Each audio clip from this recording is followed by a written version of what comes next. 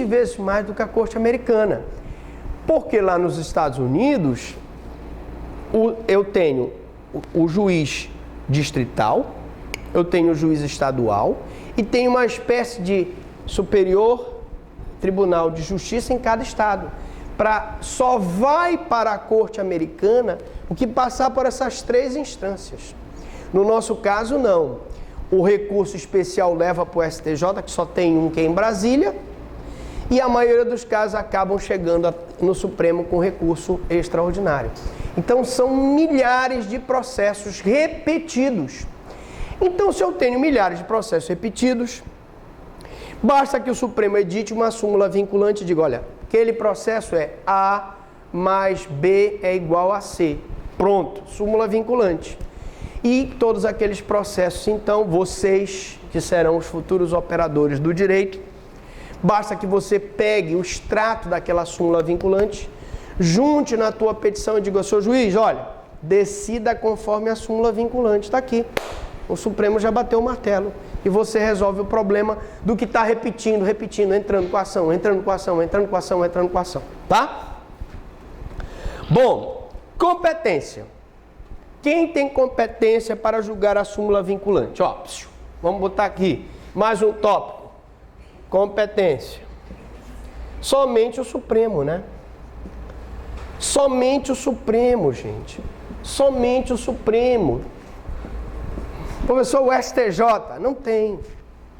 O Supremo está autorizado a emitir, revisar ou cancelar o enunciado das súmulas vinculantes. Legitimidade a propor a edição, revisão ou cancelamento. O enunciado das súmulas vinculantes pode ser editado, revisado ou cancelado de ofício pelo próprio Supremo. O juiz lá de Autos no Piauí mandou uma decisão muito primorosa, o Supremo olha aquela decisão e diz, agora vamos modificar essa súmula. E o juiz lá tem razão. Mas também, além da possibilidade do próprio Supremo Tribunal Federal modificar de ofício a sua súmula vinculante, eu tenho, vamos lá, a requerimento das pessoas que estão indicadas no artigo 3º da Lei 11.417 de 2006. Quais são as outras pessoas que estão legitimadas à modificação da súmula vinculante? Vamos lá. Presidente da República, mesa do Senado Federal, mesa da Câmara dos Deputados, Procurador-Geral da República, Conselho Federal da Ordem dos Advogados do Brasil. Professor, quer dizer que se o Conselho Federal da Ordem dos Advogados do Brasil encasquetar que aquela súmula vinculante deve ser revista, ele pode fazer então essa revisão? Pode. Então a súmula vinculante ela não é perpétua, não. Então, havendo razões para que ela seja modificada, ela pode ser modificada? Pode. Quem mais pode? Defensor Público Geral da União, partido político com representação no Congresso Nacional, Partido Verde, defensor da fauna e da flora, resolve entrar com uma revisão de uma súmula vinculante que ele entende que viola os princípios ambientais. Ele pode fazer isso? Pode. Partido político. Confederação Sindical, entidade de classe de âmbito nacional. A CUT, né?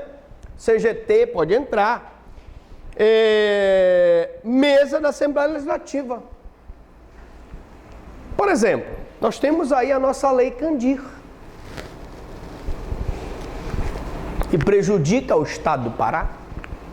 Você sabia que ela prejudica muito? Só para vocês terem uma ideia, quem tem aqui iPhone, levante a mão. iPhone. Quem tem o Galaxy? Eu, na verdade, eu tenho o Galaxy, mas enfim. Hoje eu não tenho nem o Galaxy. Enfim. Você sabia que um iPhone teu, um só, ele equivale a 7 toneladas de ferro da nossa querida jazida da Serra dos Carajás?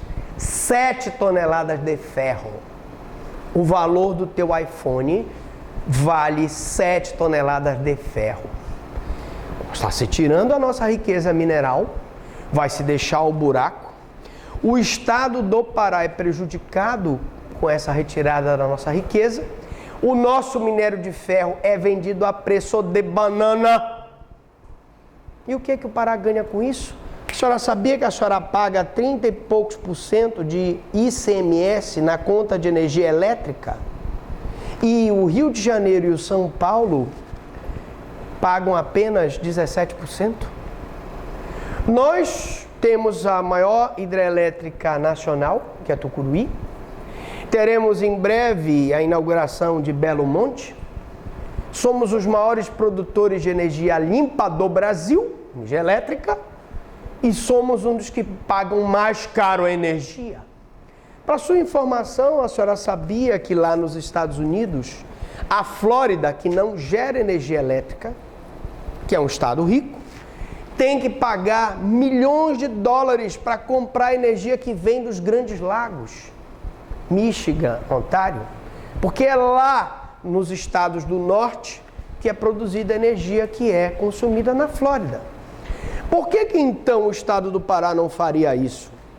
Aí, a Câmara, a Assembleia Legislativa do Estado, entra com um pedido de edição de súmula vinculante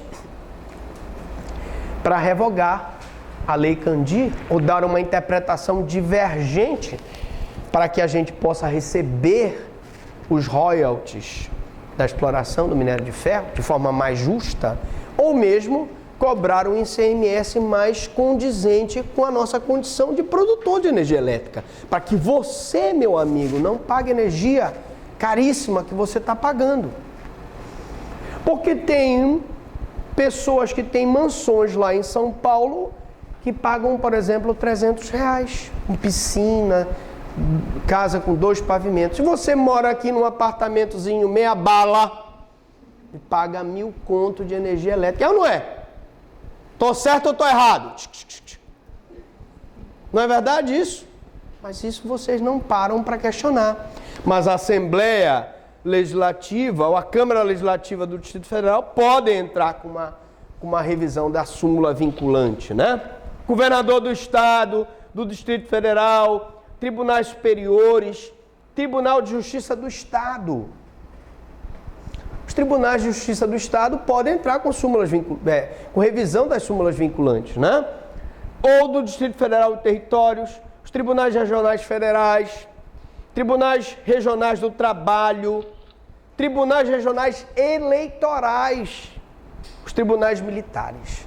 Então, gente, eu recomendo que vocês deem uma olhadinha na lei, leiam e gravem esses legitimados.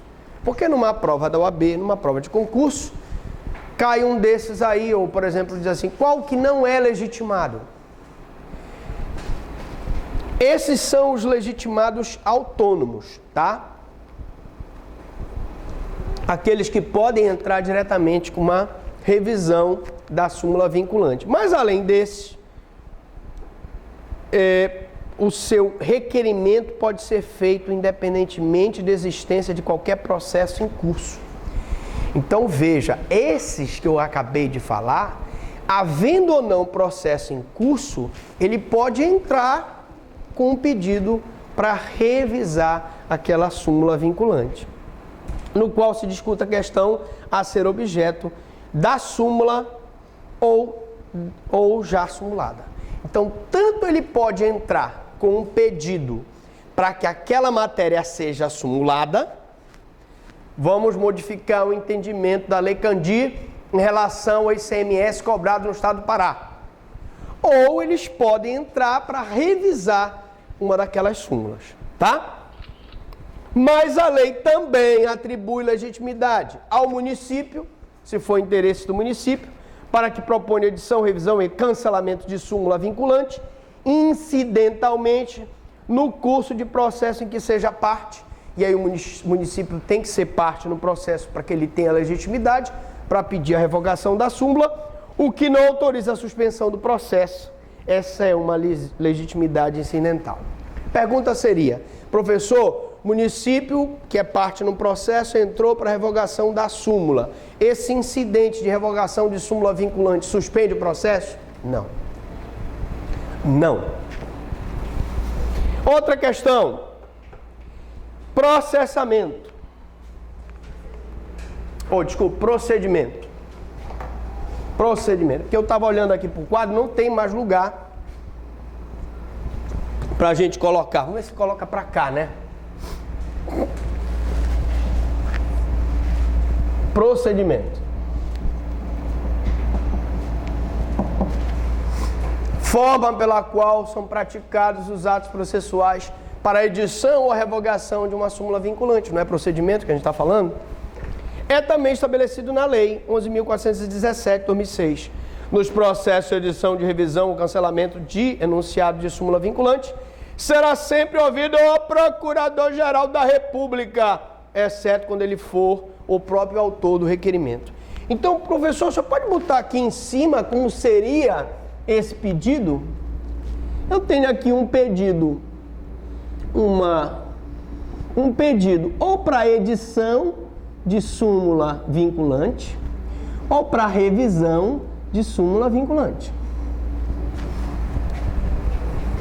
Esse pedido é encaminhado a quem? Supremo Tribunal Federal. Esse pedido tem natureza de recurso? Não. Ah, professor, não é recurso? Não. Ele não tem natureza de recurso. É uma ação incidental. Assim como um incidente de resolução de demandas repetitivas, ele é um incidente. Não é recurso? Não. Pergunta de prova. Bom, e como é que faz, professor? Entrado com a petição, eu encaminho sempre, se não for o Procurador-Geral da República, quem entrou com a ação, para que ele, Procurador-Geral da República, se manifeste, né?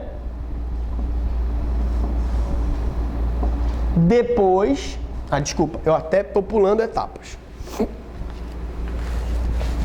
Vamos, antes do Procurador-Geral, tem que dizer para vocês que esse procedimento vai ser encaminhado por um relator. Dentre os 11 ministros do Supremo é distribuída para um relator. Esse relator pede para que o Procurador-Geral da República se manifeste e depois eu tenho um julgamento perante o Pleno do Supremo. Então, o Pleno do Supremo é formado de 11 ministros. E desses 11 ministros, como nós vimos, eu tenho que ter 8, que é o quórum qualificado, 8 ministros, para que haja a edição daquela súmula ou para que haja a revogação daquela súmula. O Procurador-Geral dá o parecer e ele é votado perante o STF. Se os 8 ministros concordarem com a edição ou com a revogação, nós vamos ter a súmula vinculante. Decisão será tomada por 2/3 do membro do Supremo, acabei de falar. Vamos colocar aqui. 2/3, ou seja, 8 dos 11 ministros. E se reunião em sessão plenária, é o Pleno do Supremo. Como o Supremo tem 11 ministros, o quórum para aprovação é de 8 ministros. E esses 8 ministros vão decidir pela edição da súmula vinculante ou pela revogação da súmula vinculante. Tá? Diga. No caso de, por exemplo, só tem, não atinge essa matéria nem é votada, por exemplo, se o ministro se declarar suspeito? Se eu não atingir o quórum de 8, pelo menos, não há possibilidade nem da revogação da súmula vinculante, nem na edição da súmula vinculante. Fica parado até que aquele ministro seja substituído se ele arguir a suspeição. Mais alguma pergunta? Então, vamos parar por aqui e eu faço a minha pergunta mais uma vez. Alguma dúvida, alguma pergunta, fale agora ou se calem para sempre.